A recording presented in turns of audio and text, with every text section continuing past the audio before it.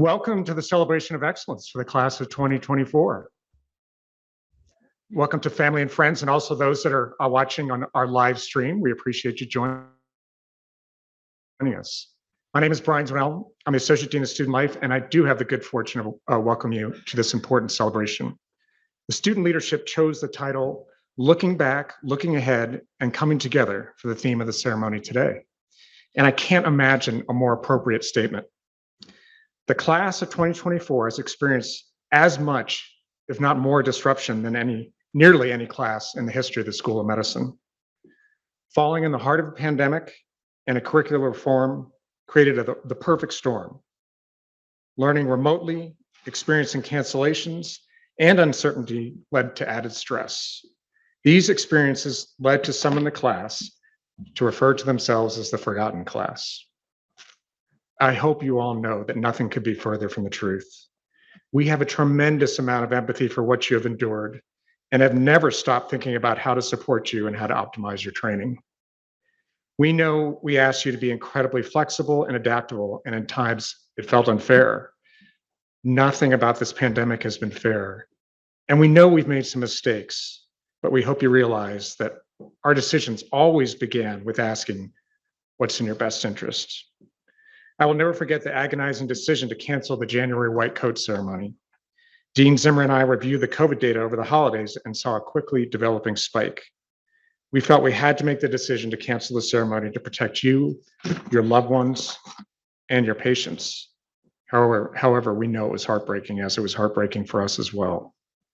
While we cannot make up for all that's been lost, we believe it's important that we all reflect on how the past 2 to 3 years have impacted us and use those experiences to make us better physicians, colleagues, partners, and friends. The timing for such a reflection could not be any more profound than after your core clinical year. I know I speak for many of my colleagues who look back on that year of their training as a life-changing milestone. I can't recall a more challenging, exhausting, yet rewarding year of my professional life. It shaped the way I view my role as a physician, with exposure to both positive and negative role models. It was impossible, and I know it was for you as well, to go through the year and not experience some of the negative feelings that have the potential for impacting one's inherent sense of altruism. In fact, there's data about this.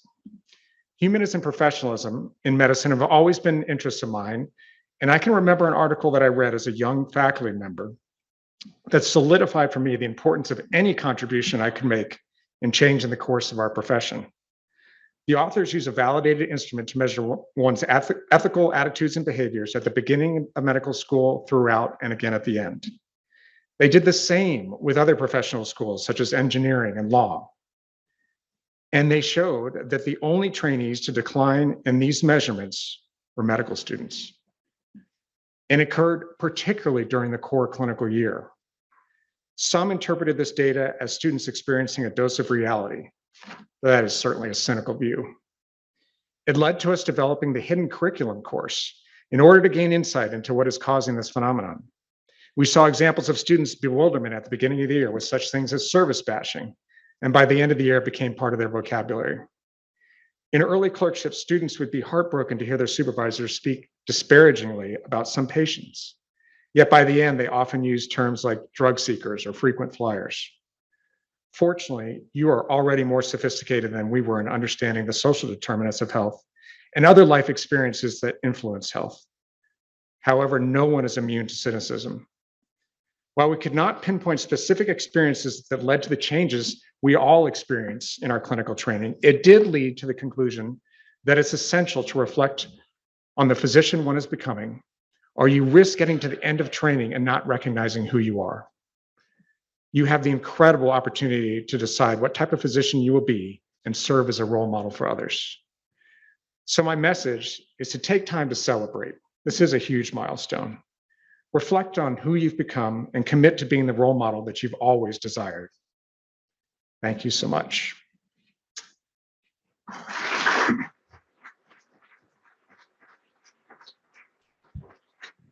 I now have the fortune of introducing one of those role models that I was referring to, soon to be a doctor, member of the class of 2023, and one of the leaders of our Gold Humanism Honor Society who helped arrange this ceremony, Jess Liu.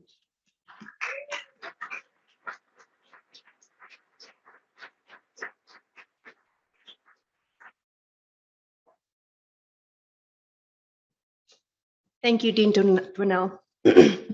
Hello, class of 2024, and welcome friends, family, and loved ones to this very special celebration. I'm honored to be invited to speak here today on behalf of the Gold Humanism Honor Society, as well as the entire class of 2023. Although I will never know entirely what it felt like to be in your shoes, I do understand some of the obstacles that this journey may have challenged you with thus far. After all, I'm also a student and just a bump ahead.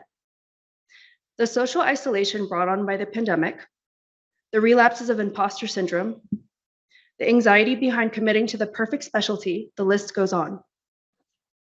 I bring these moments up because your friends in the class above you have been there too, and we want to acknowledge the difficult times that aren't always talked about. We see you and we're proud of your accomplishments. Nevertheless, you have and will experience great moments that remind you of why you are sitting here today. From building unforgettable memories with your peers to bonding with your patients as you learn their stories, these times deserve recognition as well. They lay the foundation of the compassionate, dedicated, and humanistic physicians that you are one step closer to becoming. Life has thrown pebbles, rocks, and even boulders at times, but remember, altogether, your experiences will lead you to become the most excellent versions of yourselves. You have made it here today with poise and perseverance. As we look ahead to the future, I encourage you to fall back on these qualities. Just around the corner are yet again a few more pebbles and rocks in the form of board exams and career planning. But know that you are more than capable of facing these challenges as you head into the next chapter of your journey. And while it may feel overwhelming, remember that you are not alone in this. The pursuit of medicine is a team sport, and having a support system is vital to well-being. In your future endeavors, lean on each other and lean on the class above you. We're here for you, and we want the best for you. On behalf of the class of 2023, we cannot wait for the day when we transition from calling you classmates to colleagues. Congratulations, class of 2024, you've got this. Thank you.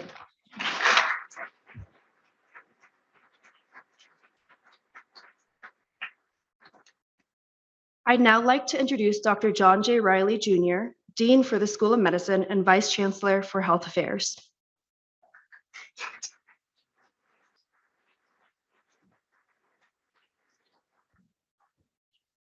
Well, good afternoon, everybody. And on behalf of the School of Medicine, I'd like to welcome the class of 2024 here, but importantly, parents, friends, partners as well for this twice delayed ceremony. We did not have occasion to have something like this when I was in medical school because number one, we didn't have a pandemic, and number two, the white coat ceremony and the Gold Humanism Society did not exist back then. They were developed in the late 80s, early 90s by Dr. Gold at Columbia in New York City, who was worried about the dehumanizing impact of technology on the practice of medicine and wanted to highlight the importance of the doctor-patient relationship and the humanistic qualities needed to be an effective physician. So as you've heard today, you have come through medical school in an extraordinary time. Already people in our society talk about things in terms of being pre-COVID and post-COVID. And I expect that will be true over the course of your careers. I think you're to be congratulated on making it this far and knowing that you have an important role to play in our society moving forward. 5 years ago, medicine was a pretty apolitical profession. Nowadays, a couple things have changed that a bit. One has been the politicization of the science around COVID and the best approach to prevention and treatment. Another has been the light that the pandemic has shown on the unequal outcomes among different groups in our society, which trace back to what are often called the social determinants of health.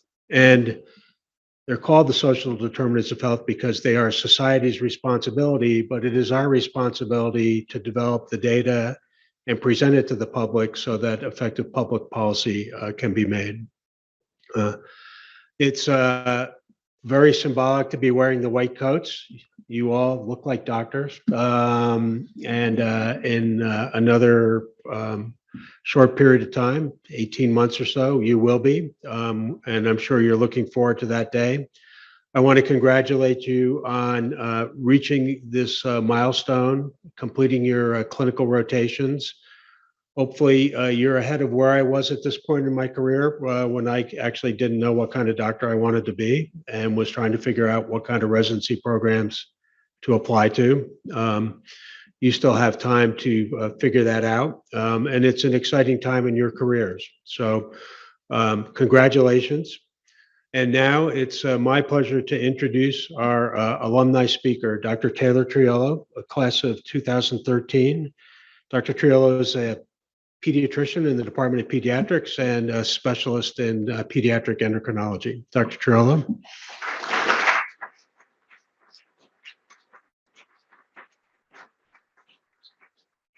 Thanks, Dr. Riley.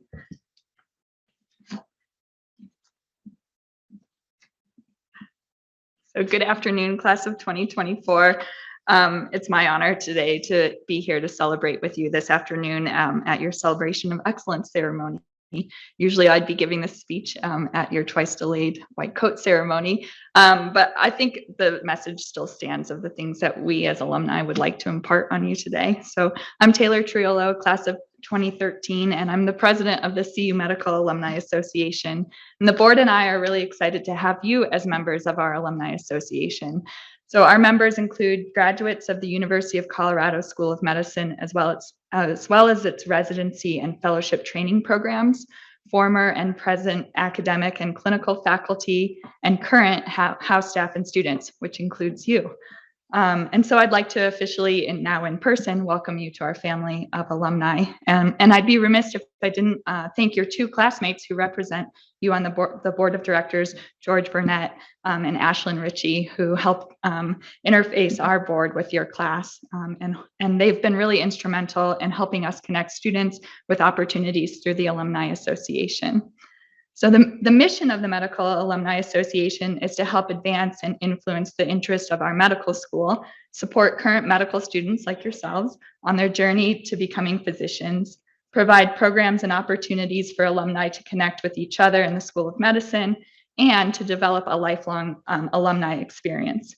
So today you're going to also receive a CU Medical Alumni Association pin, and I hope that you'll consider wearing it on your white coat as a reminder that there's a network of alumni available to you and supporting you as you continue your time through medical school. I think it pairs nicely with the Littman 4 cardiology stethoscopes that were also donated to you by alumni and friends of the School of Medicine. And I still use that stethoscope. It's actually in my purse right there that I received as a medical student way back like 13 years ago, which sounds like a really long time actually, but it's cool because I think it's a quick and like low-key way to connect with fellow CU grads. Like you'll be walking in the hospital and see other people wearing that same stethoscope, and you might even see that then as you continue your journey on your training. And so I think the pin and the stethoscopes are nice subtle reminders of how we're all connected as a family of doctors. And that's really, to me, what it's all about, these connections that we create with each other, even on Zoom or in person, in all of these years at the School of Medicine. And that idea of connection is really what attracted me to getting involved in the Alumni Association when I was a medical student like yourself. And so as a student, to me, the alumni were a guiding force of what great potential could exist in my own path and career, because medicine is a trade that we hand down from one generation of adult learners to the next. And as physicians, we really do stand on the shoulders of the giants that came before us. So I encourage you to continue to connect with your family of alumni as you continue your journey as physicians in training. And there's still a lot of ways that you in medical school to maintain that connection. Through this association, we have a lot of different programming and opportunities, hopefully that you've already been able to take advantage of, including the First Step program or innovations in medical education grants, student scholarships, and opportunities for career and social networking. And we'll be here again with you at match day and at graduation. And so I hope you take the time to or consider connecting with us at all of these opportunities that will continue to be available to you. And so as you don your white coats and your pins today, we as medical alumni want to express our confidence in your ability to carry on the noble tradition of doctoring, which is part scientific excellence and part the art of relationships. And we're here for you because like it's already been said today, it takes a team to become a doctor, and this journey shouldn't be bared alone. So family, friends, mentors, faculty, peers, and we as alumni are ready to lend that support and connection. And I'm looking forward to hearing all that you'll accomplish as physicians as you can continue your journey. So thank you. And I'd like to next introduce Gordon Mathewson, class from your class. So.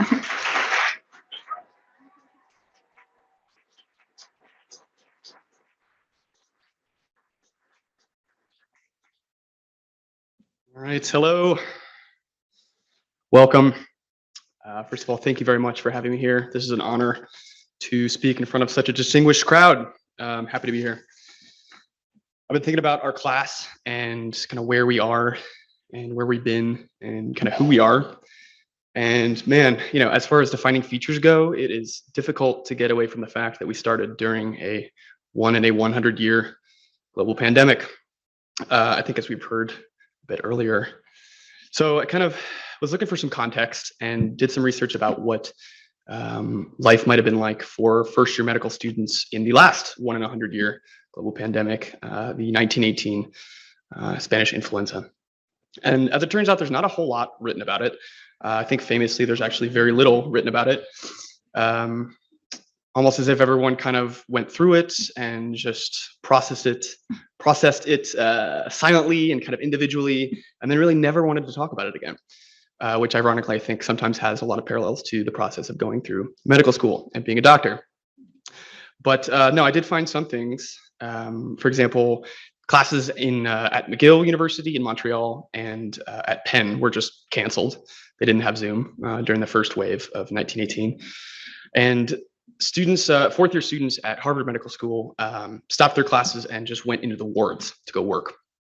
And at the end of the term, the administration voted that they would all receive full credit for their hard work that term, but they would still be on the hook for their exams, which I got a good laugh out of, because if I know anything about medical students, I can almost guarantee there was a vocal cohort that was just absolutely flipping out, you know, up in arms, like, wait, we didn't take the classes, but we still have to take the exams. Like we're completely underprepared, right? We're nowhere near where the class of 1917 was when we were here. This pandemic has completely changed our education. Where is our tuition going? Right, et cetera, et cetera. Is that familiar? I think our faculty and deans might be having flashbacks here. Sorry about that. But what can I say? We're a pretty stressed out bunch of individuals, medical students. I could literally spend this entire time talking about how difficult this process is, but I don't actually need to do that in this space, although I think it is important to talk about. And I don't need to do that because if you're sitting in this chair, you already know, and you know because you're either in it with me in our class, or you've been through it before, or somebody in this room has called you on the telephone crying and told you all about it, probably. Shout out to my parents who are watching on Zoom right now. But no, instead I would ask everyone in our class to join me for a second and to think about where you were in June and July of 2020. Think about where you were and who you were with and kind of how you were feeling during that space. I'm imagining that some of you may have been traveling across the country, flying or driving to a new state that maybe you'd only visited once or twice before. Some of you might have already been here and were nesting into a new apartment, getting your study desk all nice and organized, that sort of thing. Some of you are from Colorado, so you were just enjoying the last of a beautiful Colorado summer with your friends and family, some of which are here today. Or maybe like me, you were on one last international travel blowout, flying around the world. No, you know what? You weren't doing that. I don't know where you were, but you weren't there. I think like some of you, I had travel plans that got canceled and I ended up just rock climbing around the Rocky Mountain West all summer with a buddy of mine in a similar boat. And it was a good time. It was really fun, but admittedly not my best climbing. I think when you're climbing, you need to be really focused and aware of yourself and kind of in the moment. And I was having a really hard time doing that. I felt this weird sense of kind of existential, like dread or something. And I didn't know why. I was like, this should be the best summer of my life. I got into a great school. I have no obligations, but I just couldn't shake this feeling of kind of uneasiness. And I know what that is now. And that's the feeling of not knowing what lies before you, not knowing what will be expected of you, and if you'll be able to meet those expectations, really not knowing what you don't know. And that's, I would argue, where we were before school. The one thing I did know was that I would have to learn all of the bones of the hand. I don't know why, like I was really afraid of that for some reason, maybe it's because I was climbing, but just like, oh my God, there's so many bones, right? Which looking back on now, it's just adorable. It's just laughable, right? I'm not like throwing shade at the future hand surgeons of us out there, but surgically they're complicated, but like anatomically, they're just, got some tarsals, metatarsals, and phalanges, and 1, 2, 3, 4, 5 digits, right? Like give me a textbook in 40 minutes and I'll tell you 95% of what you need to know about the anatomy of the hand. And everybody sitting here on this side of the room could do that as well. And not only can you do that, you can do that with probably at this point several hundred concepts, right? You could do that with the anatomy of the spine or the anatomy of the knee or the various linings of the GI tract or layers of a blood vessel or the scalp or the skin, the physiology of a nephron, right? So several hundred things like that. Furthermore, we've just finished our clinicals. So in addition to all of that knowledge, you now have a lot of applied knowledge, right? You know your way around a hospital. You know the basic roles on a healthcare team. You know how to take a history, perform a physical exam, do basic surgical maneuvers. You know several hundred acronyms and Latin-based esoteric nouns and adjectives that are just total gibberish to the general public. You know a lot of hospital slang, right? I mean, all of these things together, what that is the foundation for a modern practicing physician, right? We now have the scaffolding, right? We're done. I mean, we're done with our clinicals. So that's, I would argue, where we are now, right? And so just like you might need to reference a textbook, instead of not knowing what we don't know, now we're at the stage of knowing what we don't know. And you might not know all of that yet. You might not be ready to be an overnight intern like tomorrow, but you know what the job description is. You know what you're getting yourself into, and you'll be ready in a year and a half. So yeah, that's I think where we're at now. And this is the part of the talk where I would, discuss all of the wonderful places we're going as a class, right? And that's really hard to do because we're all very different people, obviously. I mean, if you haven't noticed, there's a lot of different personalities in our group. And that I think is by design. I think medicine's interesting in that there are so many different roles and jobs within the umbrella of physician, right? I was catching up with a friend of mine who's doing a gyn-onc fellowship, and she was like, Gordon, I don't know why you would ever want to do neurology, just like figuring out where stuff's happening in the brain, just like, ugh. And I was like, Shashmita, you are doing gyn-onc, like you stand in the same physical location for like 6 hours, trimming tumors out of people's abdomens. And she was like, yeah, it's so simple, right? I love it. You find the tumor, pull out the tumor, no more tumor, right? I think one of our classmates, Nikki Schulich, at a break in our neuro block was like just talking about how ready she was to be done with this neuro class, right? And then I come out, guns blazing. I was like, isn't this great? Like, think about what this all means, It's like, yeah, cool, right? So there's a lot of different types of people in this group, and that's okay.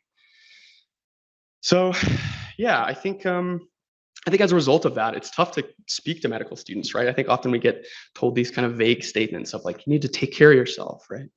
Like you need to figure out what motivates you. It's like, yeah, I know that's true. That also sounds suspiciously like you're asking me to do more work. And I am tired, really tired. I just really want someone to come along and be like, oh, Gordon, I'm so glad I ran into you. I'm actually exactly like you in every way. And I'm also exactly where you want to be. So here's the cliff notes, and you can just not have to think about it, right? That'd be great. But that's actually not how that works, which is fine. And I think it's important to do that work. We've been told that, but I think now we have a little bit of time to do that. And it's important to do, I think, maybe less important in the preclinical, clinical, aspect of this education. But now we're about to choose kind of where we want to go for residency. So it's important to have kind of an inner compass, as it were, right?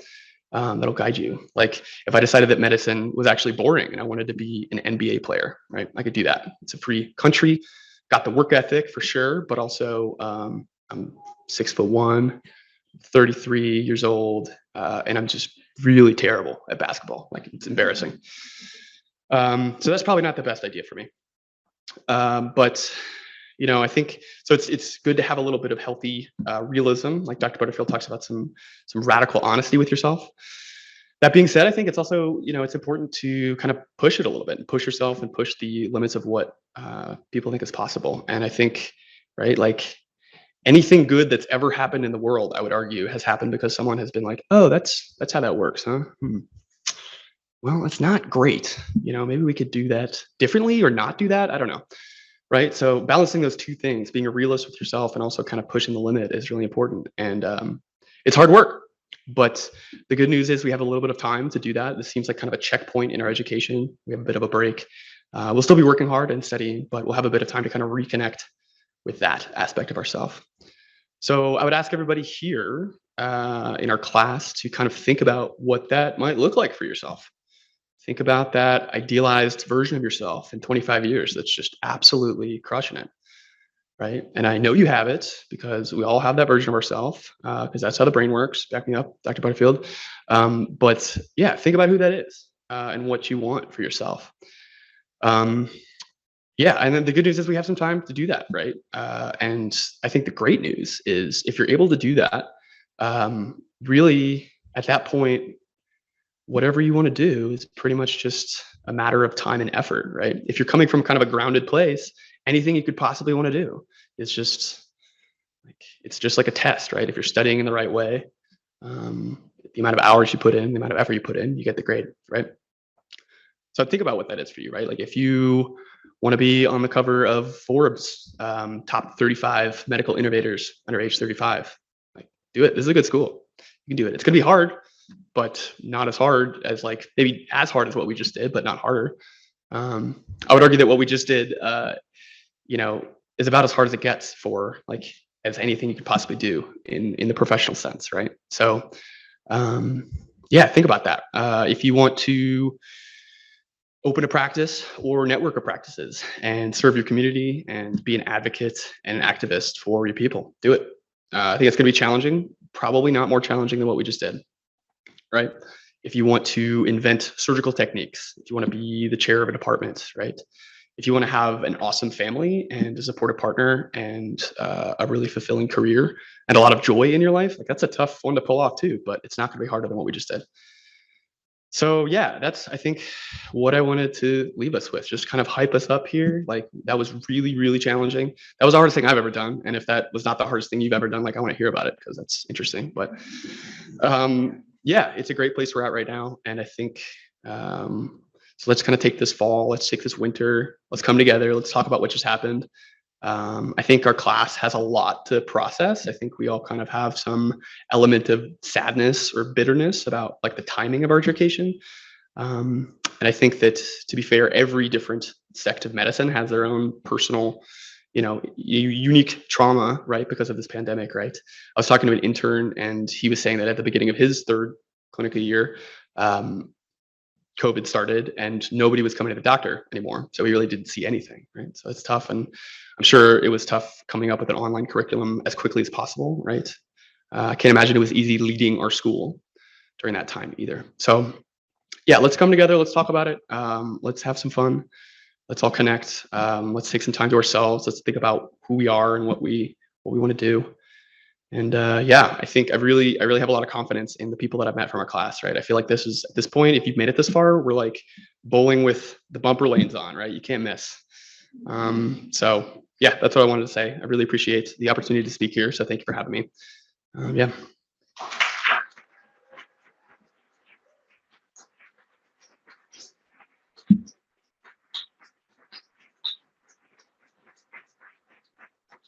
I would now like to introduce our keynote speaker, someone whose words I always enjoy hearing, Dr. Austin Butterfield.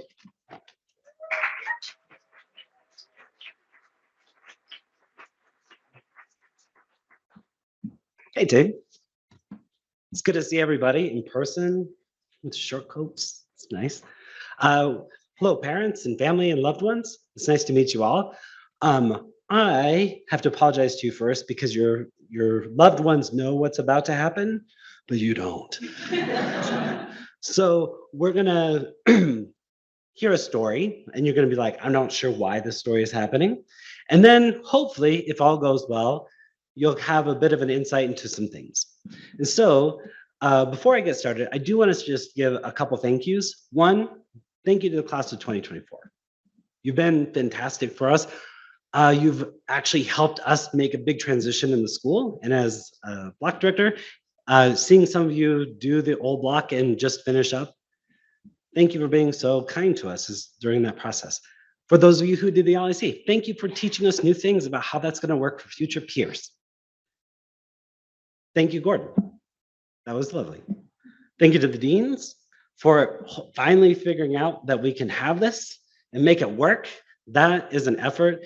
And a big thank you to the staff of OSL for making this seamless after we couldn't make it happen without them.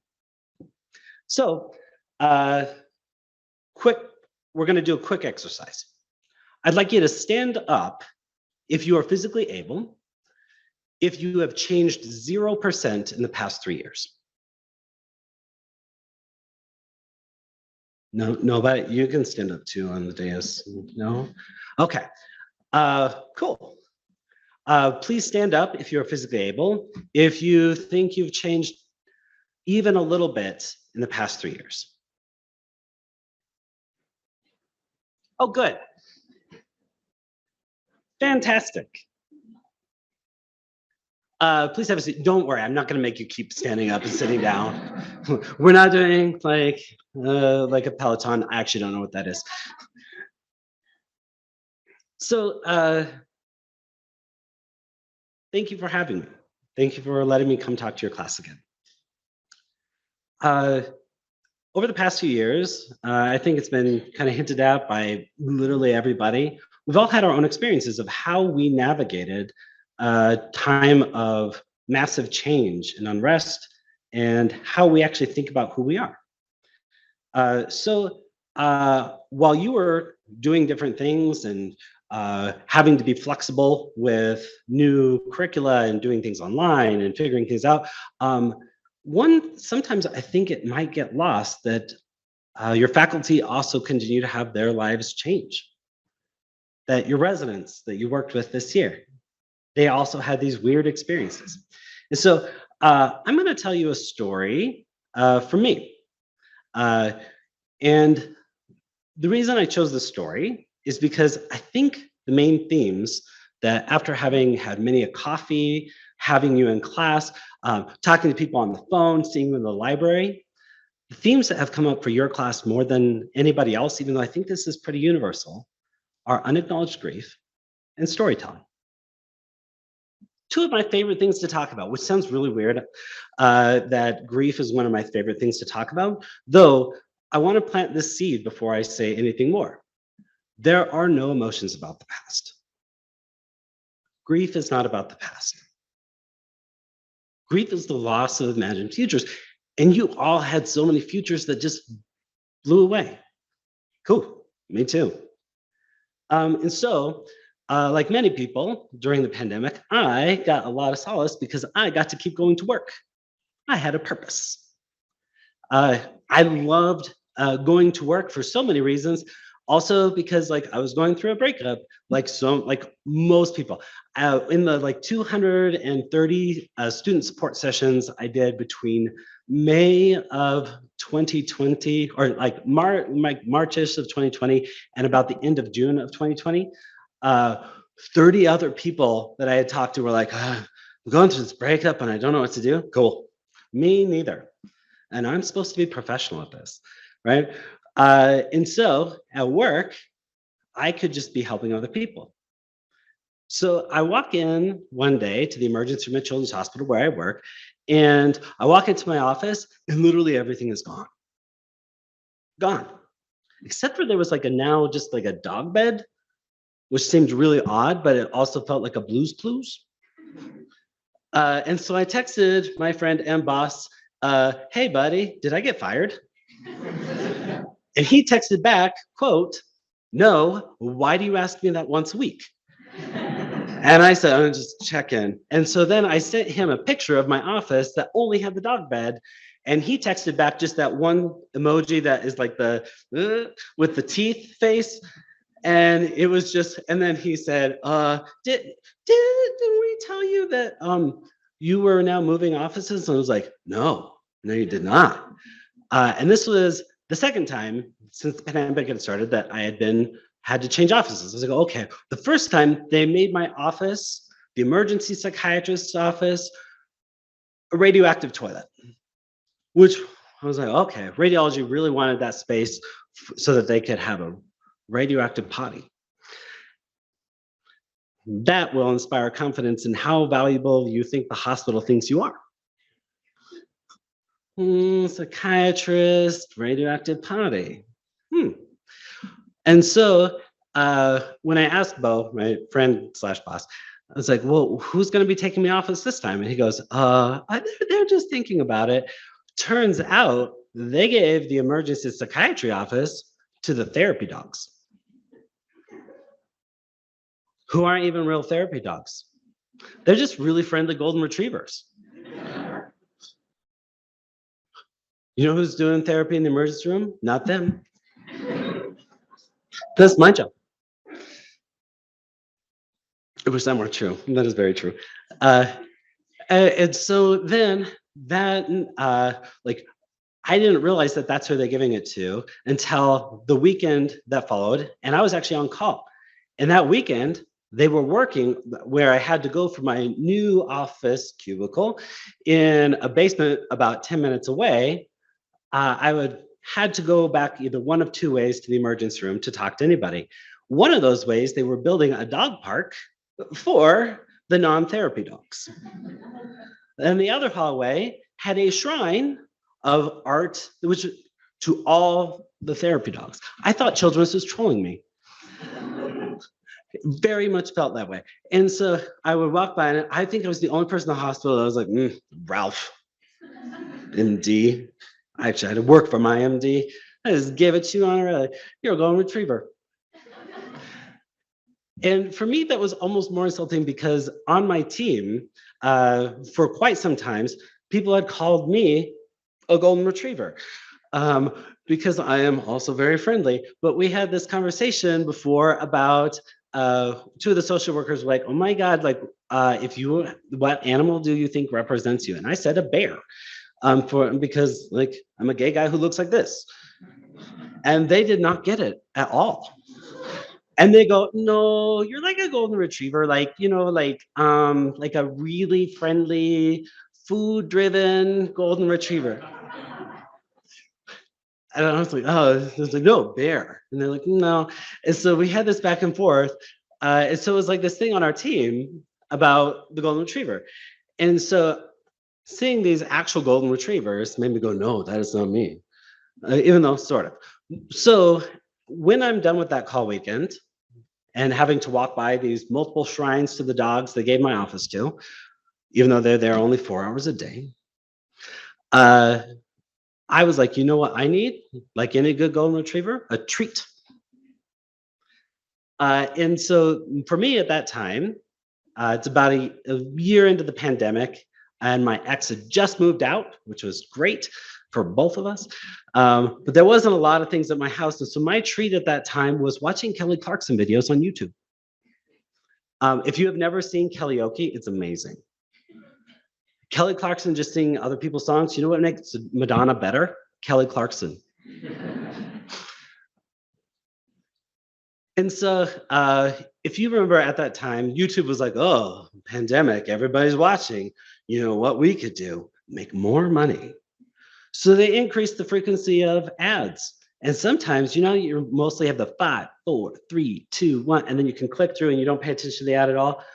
They made me watch ads without that. I was like, I don't know how to get around this, but I really want to see Kelly Clarkson sing that song. So I had to watch these ads. I was like, okay, YouTube, you play a mean game, but you won this battle. And one of the ads that they had played was for straight guy soap. I was like, Google, you have all my information. I'm a 36-year-old man watching Kelly Clarkson videos. What do you think is going on here? TiVo figured out I was gay in like 2004, and they kept recommending like all the Bravo shows, and I was like, you don't know me, but I'll watch that. And so I got kind of mad because of the pandemic and there's breakup and everybody's having all these big emotions, and I'm holding a lot of emotions for other people. And I just wanted to be mad about one thing, and it was about these straight guy soap ads. And when I was watching it, I was like, this is oppressive. And then I didn't want to, but then the commercial was actually really funny. And there are two things that I respect: competence and funny. And so I was like, okay, that's not the worst commercial. That was very, very funny. They had the silent, handsome guy with a plaid shirt. I was like, okay, lumberjack chic, we can handle that. And then they had the funny guy who was actually just doing the narration. It's like, okay, he's a legit comedian. And so I get through that commercial. Kelly Clarkson sings the Whitney Houston song. Everything is good. And then they make me watch that video again. But this time I'm thinking, oh, maybe this is not the worst thing. So you know what I did? I ordered that straight guy soap. And I smell amazing. It's really nice. It's like organic, and it uses, instead of the little beads for exfoliation, it's like got oats, and it's just really nice. They also got an honorary doctorate because they call it Dr. Squatch. I'm not trying to advertise for them, but like if you need new soap, it's great. My brain had played in my mind a narrative that was not very helpful. Me getting shown an ad or the existence of a straight guy in an ad is not oppressive to me, even though I wanted to pretend like it was for a minute. So when I bought that straight guy soap, I had to reshape the story that I was having with him. Your brain is amazing. Your brain will do the same thing. Remember when I said you might forget a couple things and then they're going to come back? This is that moment. Grief is not about the past. Grief is the loss of imagined futures.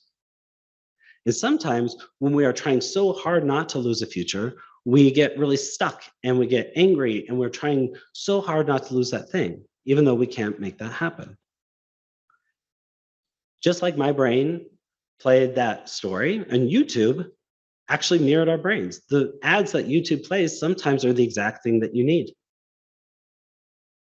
We don't like to admit it, but they might actually know us pretty okay. We've got good algorithms. Your brain does the same thing. Your brain is constantly trying to create models from your previous experiences to figure out what you do now and in the immediate future. That's what your brain does. That's all it's there for. That's kind of awesome. And so as you're thinking about like grief is one of the emotions. All emotions are related to the stories we tell ourselves, but grief in particular, the purpose of grief is to pull you back into this moment so that you now know that you've lost the thing that you assumed would happen, this imagined future. Because can anybody here tell the future? No? You can stand. No, don't stand. My retirement plan since I was 18 has been the Powerball, which is really huge right now. If you haven't bought your ticket, buy it tonight. It's good. And I have made the offer for the past almost 20 years that if you can see the future, you tell me those Powerball numbers and I will buy us the ticket, we'll split it 50-50, nobody will be the wiser. For some reason, I still haven't won the Powerball. Your brains are doing that already. You can't see the future, but you want to convince yourself you can. That's just part of being human. You've all experienced so many things that you thought were going to happen, and then they didn't. But grief, like all emotions, is hyper related to the stories we tell about it. In the words of Nora McInerney, the data is in 100% of the people you know will die.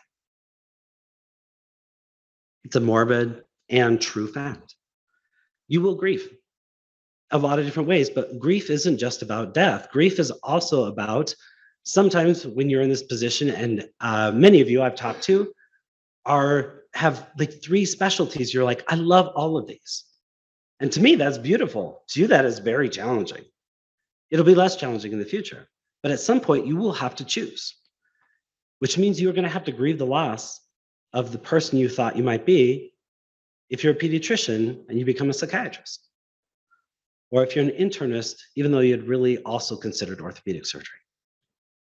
Your relationship with grief is one that you have to get used to. And one of the blessings, however hard and horrible it has been, of the pandemic is that we now, as a society, have to start talking more about grief because we are all bad at it, or most of us are.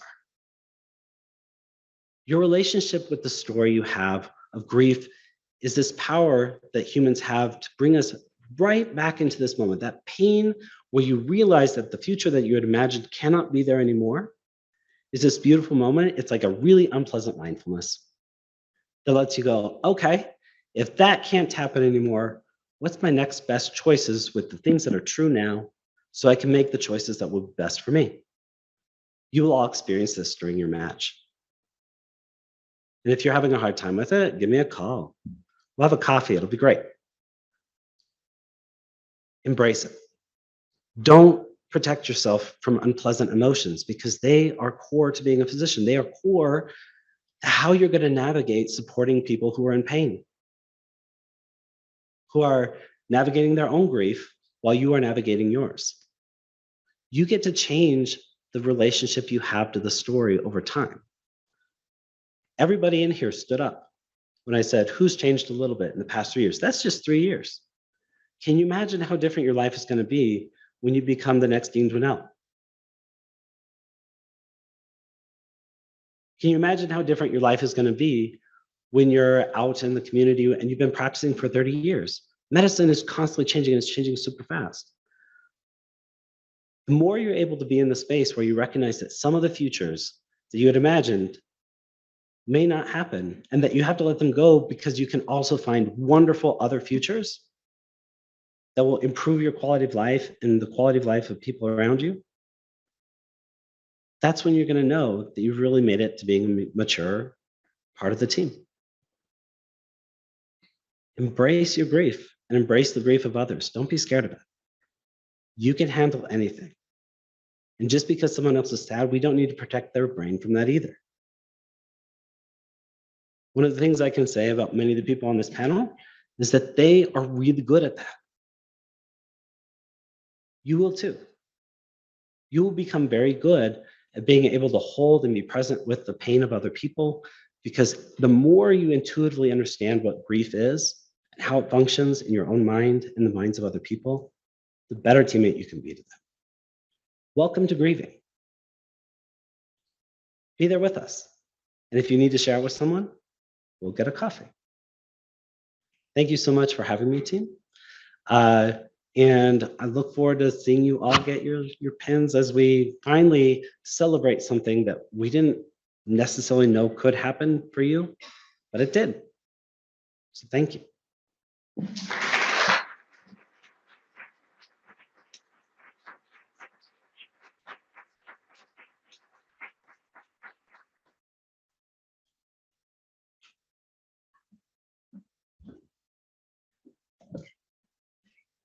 Good afternoon.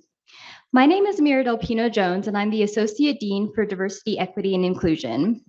Before we begin with the pinning ceremony, I would like to recognize alumni and donors for their generous contributions to the education of our medical students. Dr. Deborah Seymour, Assistant Dean for Student Success, and Dr. Shanta Zimmer, Senior Associate Dean for Education, will assist me in the reading of your names.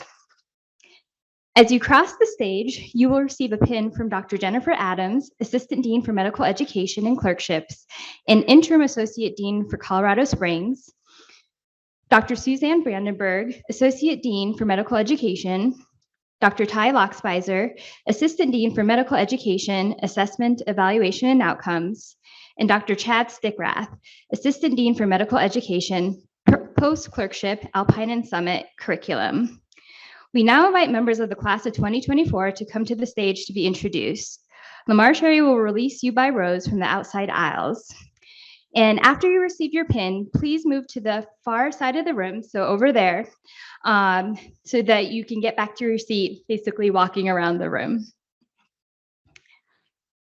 So to start, Nazar Akverdian.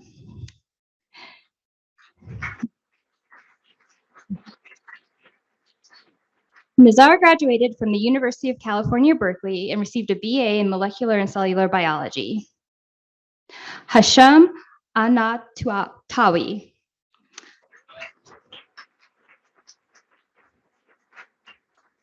Hasham graduated from The Ohio State University and received a degree in neuroscience. Michael Anthony Ballatin. Michael graduated from the University of California, Davis and received a BS in neurobiology, physiology, and behavior. Nisha Bhatta. Nisha graduated from UCLA with a BS in psychobiology and Johns Hopkins University with an MS in biotechnology. Jessica Baynor. Jessica graduated from the University of North Carolina at Chapel Hill and received a BS in clinical laboratory science. Daniel Bollinger. Daniel graduated from Carleton College and received a BA in sociology and anthropology. George Burnett. George graduated from the University of Pittsburgh and received a BS in neuroscience and BA in history and philosophy of science. Reed Campbell. Reed graduated from the University of Wyoming and received a degree in physiology, kinesiology, and health promotion. Rose Castle.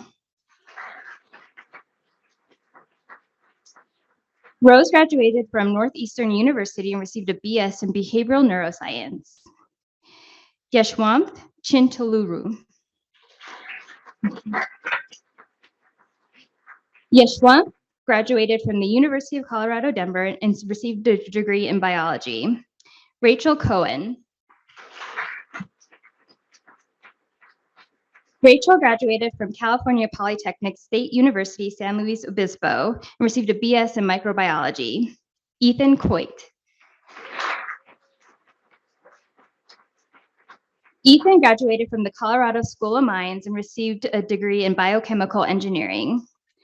Michael Francesco Corpicirio.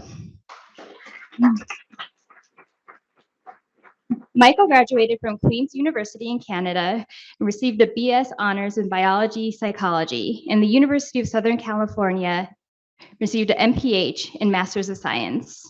Amelia Drum.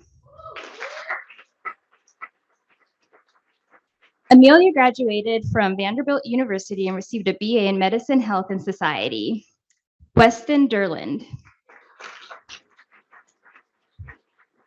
Weston graduated from the University of Idaho and received a degree in microbiology, molecular biology, and biotechnology.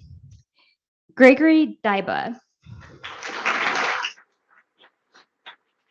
Gregory graduated from the University of Colorado Boulder and received a degree in integrative physiology. Jacob Edwards.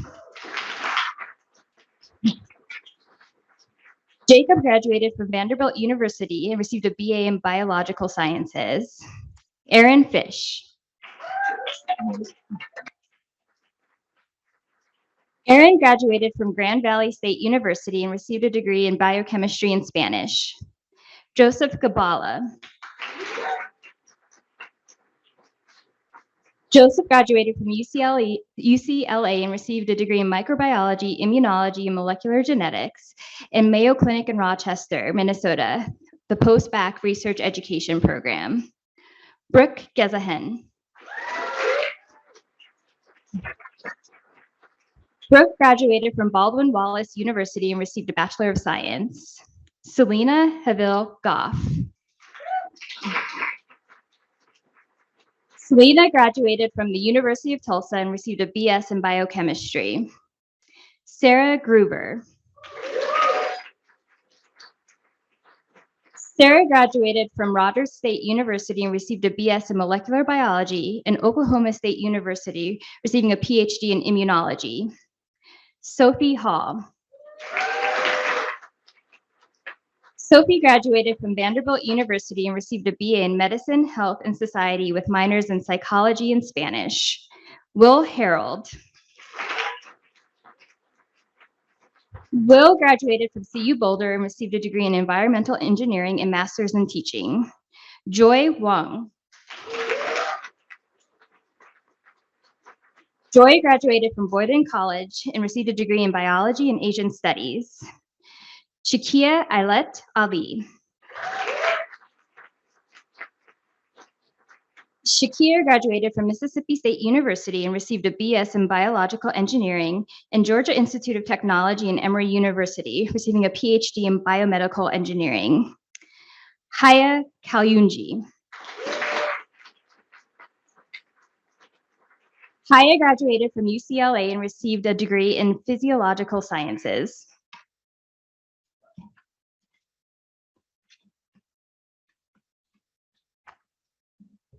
Maya Katz.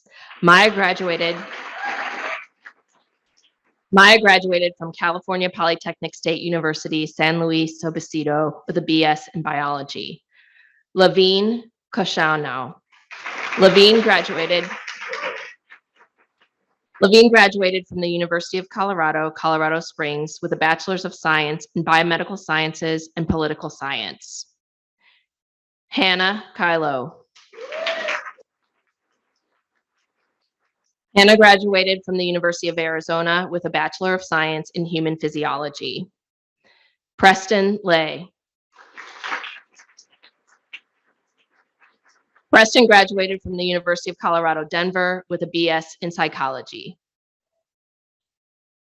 Andrea Nicole Lorenz. Andrea graduated from the University of Pennsylvania with a BS in Economics. Mariah Mabry. Mariah graduated from the University of Denver with a BS in Integrated Science and Business Management. Alan Macadon. Alan graduated from Washington University in St. Louis with a Bachelor of Arts in Biology. Courtney Mangum. Courtney graduated from the University of Colorado at Boulder with a Bachelor's in Integrative Physiology. Andrew Mariotti. Andrew graduated from The Ohio State University with a Bachelor of Science in Biology and a Master of Health Administration. Gwyn Marsh Armstrong. Gordon Matheson. Gordon graduated from Colorado College with a Bachelor of Arts in Psychology and from the University of Colorado Boulder with a postdoctorate health professions program. Laura May Mary. Laura graduated from McGill University with a Bachelor's of Chemical Engineering. Rita Molam. Rita graduated from the University of Southern California with her Bachelor of Science in Human Biology. Addie Netzinet. Addie graduated from the University of Colorado Boulder with a degree in Molecular Cellular Developmental Biology. Jane Tien Thuy Nguyen. Jane graduated from the University of Iowa with a BS in Biochemistry. T. Nguyen. T graduated from the University of Virginia with a Bachelor of Arts in Biology. Lucas Oman. Lucas graduated from Colorado State University with a Bachelor's in Biology. Kian O'Sullivan. Ian graduated from Emmanuel College with a BS in Chemistry. Amira Ottman. Amira graduated from the University of Denver with a BS in Biochemistry. Sheila Paulavan. Sheila graduated from the University of Denver with a BS in biochemistry.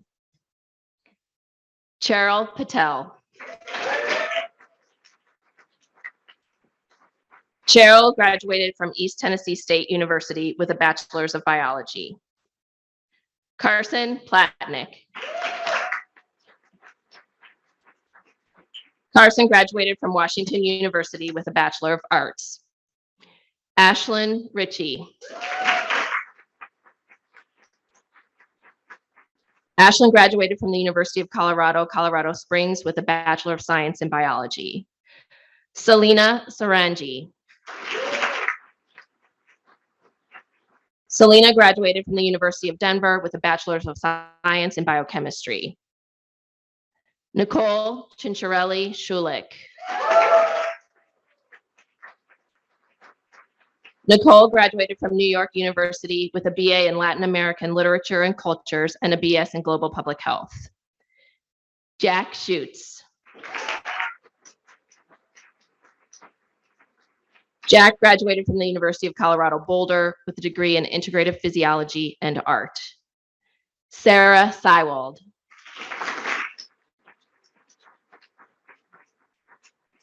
Sarah graduated from Regis University with an honors bachelor degree in biology. Sion Shifra.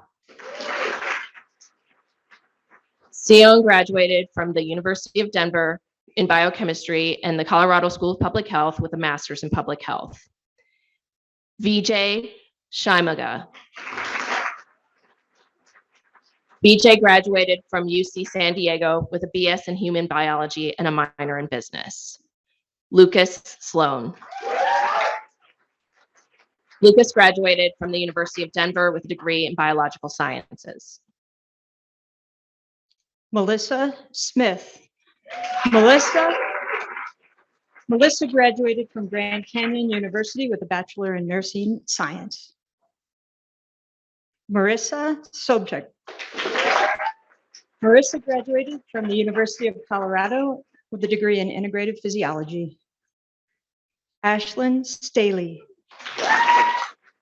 Ashlyn graduated from the University of South Alabama with a bachelor's degree in biology and mathematics. Olivia Starich. Olivia graduated from the University of Texas at Austin with a Bachelor of Arts in Anthropology and a Bachelor of Journalism. Jordan Stellern. Jordan graduated from Cal Poly San Luis Obispo with a bachelor's degree in biology. Victor Trevisan graduated from BYU with a bachelor's degree in physiology and developmental biology. Zach Trotter. Zach graduated from Carleton College with a bachelor's degree in biology. Sarah Vangie. Sarah graduated from Montana State University with a Bachelor of Science in Cell Biology and Neuroscience, a Bachelor of Science in Microbiology and Immunology, and a Bachelor of Arts in Humanities. Ben Wharton. Ben graduated from CU Boulder with a Bachelor's in Integrative and Physiology. Yeah, I got it. Thank you. Sorry. Maria Camila Vargas. Maria graduated from Stanford University with a bachelor's degree in human biology. Ben, we got you. Jeff Oliver Wong. Jeff graduated from University of California, Los Angeles with a bachelor's degree in human biology and society. Ronald Yang. He graduated from University of California, Los Angeles with a bachelor's degree in science and psychobiology. He Mei Yi graduated from the University of Colorado, Denver with a Bachelor's of Science and a Bachelor's of Science in Public Health.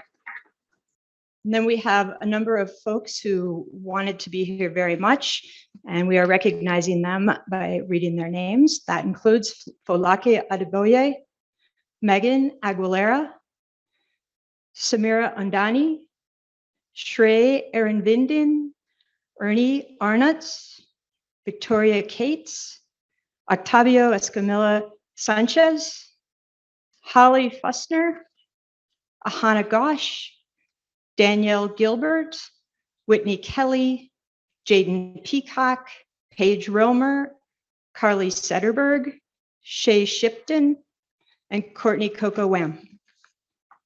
Now I'd like to introduce Associate Dean Dr. Stephen Lowenstein. He's the Assistant Dean for Faculty Affairs.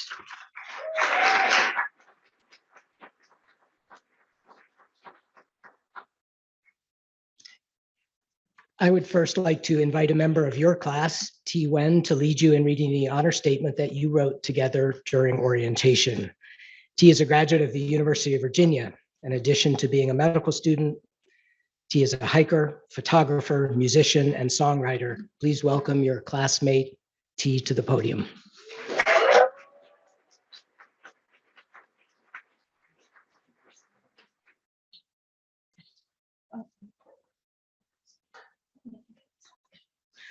Hi, everyone. Thank you so much for being here. And thank you, friends and family, as well, for joining in on this celebration. And so it is such a privilege to be able to join you all in reading the honor statement that we wrote on one of the first days of medical school over Zoom. And when we were writing it, we intended it to be a time capsule. And so kind of captures a lot of the events leading up to the summer of 2020. And we have once read it once out loud over Zoom, which was quite an experience. So it will be good to kind of read it all together while we're here. And if you could all please stand as we read, that'd be really wonderful. Thank you. All right, so here's the class of 2024 honor statement. And if you could all read with me. We, the class of 2024, are entering medical school at a pivotal moment in history, faced with the turmoil of the COVID-19 pandemic, compounded by the ongoing public health crisis of racism and recurring police brutality that has spurred international protests following the murder of George Floyd, Breonna Taylor, and Elijah McClain. We commit ourselves to this oath, to ourselves. We commit to practicing humility, dedicating ourselves to continuous learning, and maintaining a strong awareness of our privilege as physicians. We commit to caring for ourselves by asking for help when we need it, and by giving ourselves space to process our emotions. To each other, we commit to strengthening community within our class. We will celebrate each other's differences and diversity and show each other patience, compassion, and understanding. We will encourage each other in our endeavors outside of medicine. We seek to be a friend, a touchstone, and a resource to every classmate, and to ensure that every voice from the class of 2024 is heard. And to our community, we commit to being stewards for the equitable treatment of our patients, coming forth as leaders and advocating for the underprivileged and actively serving in our communities. We commit to honoring and respecting the unique experiences, needs, and autonomy of others, and to providing sustainable evidence-based care. We will pursue a more complete understanding of the historical injustices in medicine. We seek to rectify disparities in healthcare for the betterment of all we serve. We, the class of 2024, commit to becoming the physicians we all wish to see. Thank you so much.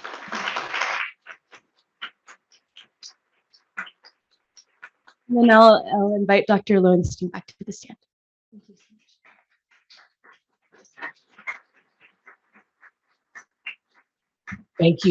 Thank you, T. Thank you to all our wonderful speakers, and thank you, Dean Dwinell, Jess, Melanie, Amelia, Ava, and everyone who worked so hard to organize this program. I am aware that closing remarks should be short. And in fact, one of your classmates advised me to be brief and ideally to speak at 1.5 times speed. So I want to return to the theme of this celebration, looking back, looking ahead, coming together. And first, let's look back at all that you have accomplished. Every day, and often late into the night, you learned about medicine, your patients, and yourselves. You cared for patients, heard their stories, and made a difference. You supported your peers as you promised you would. Simply put, you did it. A current 4th-year student told me this about your class. The class of 2024 crushed it, and everyone is stoked they'll be doctors soon. And looking ahead, nothing is out of reach for the class of 2024. Here's what awaits you: more opportunities to learn, to grow, and to heal.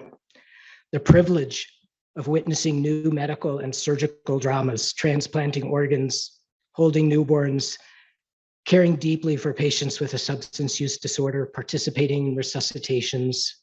And now, class of 2024, instead of simply bearing witness to these dramas, you are more than ready to enter them, to become part of the supporting cast, and sometimes to have the privilege of changing the outcome for the better.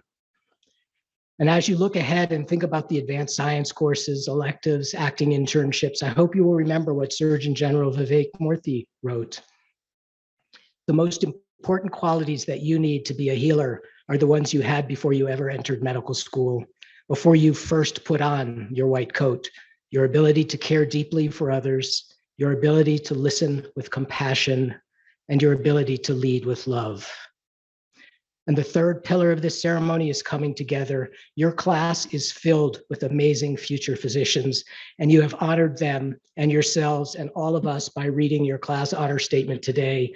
You dedicated yourselves to continuous learning, to caring for your classmates, to working to remedy the inequities and injustices in medicine and in the world, and in the end, to becoming the physicians you all wish to see, the physicians we now know that you will be. So now at last, class of 2024, you are free to go. Please join us for refreshments in the lobby, and as you leave the auditorium, please don't forget to take the gift from the Office of Student Life that is under your seat. Thank you very much, and congratulations, class of 2024.